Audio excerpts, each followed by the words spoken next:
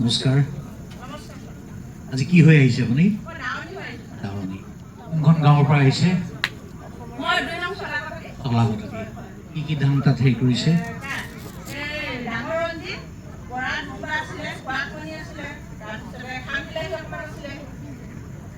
কি আছে?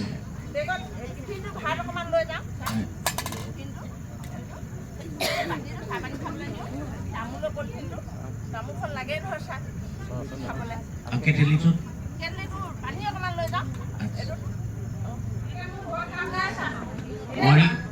লখিমী